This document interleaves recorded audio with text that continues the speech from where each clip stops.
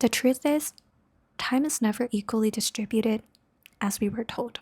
What we were taught in school is that every second is the same length as the next second.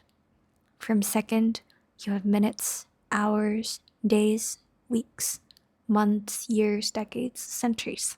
There's a complete system of how to transition between the different units, and it always stays the same. However, I'm pretty sure that you would have at least one instance where you don't experience it the same way. For me, I had 2 career breaks where there were 2 to 3 months between the transitions of my jobs. And time felt like a total chaos.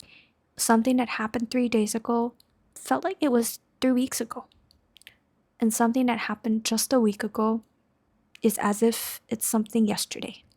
My perception or grasp of time became even worse when I moved to Bangkok, a place of eternal summer. With no significant temperature differences to indicate seasonal changes, 6 months from summer to winter felt just like 3 months of summertime.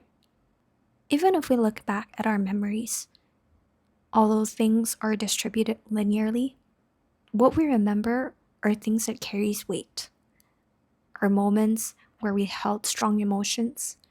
But if you try to feel it, something that happened 10 years ago doesn't exactly feel like it's twice as long as something that happens 5 years ago.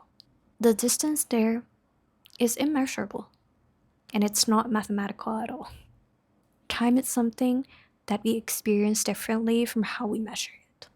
So then, what is time? Time is a tool. It's like a measurement tool, like a ruler you would use at school. It is also a common language that helps people communicate and coordinate with one another. It helps us grasp external changes and make plans ahead. These are ancient wisdoms that come from probably thousands of years ago, and it's a clever tool to use. However, for us, we didn't get to experience time first before learning how to use the tool. And the tool gradually became how we experience time. We've mistaken the construct for reality. The handy tool of time became dominant in our way of thinking.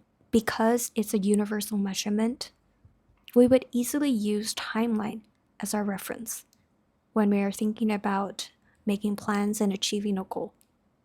We ask about speed, about how long it takes, whether it's finishing a book, cooking a meal for yourself, or building a business, getting married, having a kid.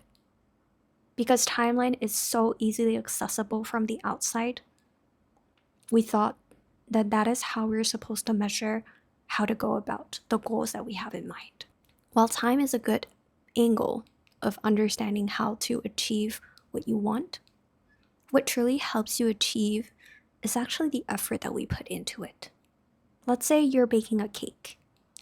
Recipes online can tell you that you should put your cake in the oven at 220 degrees for 15 minutes.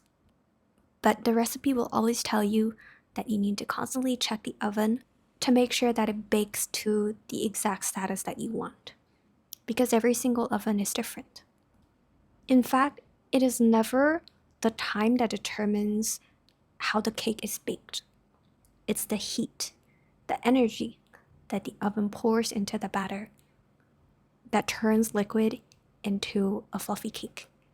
Instead of being hooked on time, putting a timer on your phone just to measure and feel confident about achieving and obtaining the goal that you want, focusing on the effort is probably easier.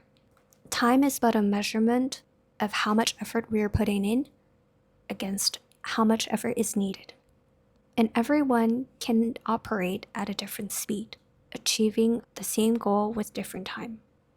Even if the objectively measured time is different, our personal perception of how much effort and how much time is poured into a thing should be the sole standard that we're measuring against.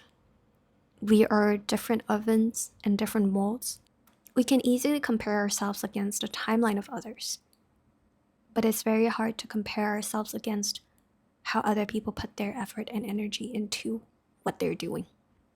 So I would encourage you to drop the question of when, but think about the question of how and where and what to do. I hope this gives you a bit of a different perspective of time and maybe some comfort on measuring yourself against time. And I'll see you next time. Bye.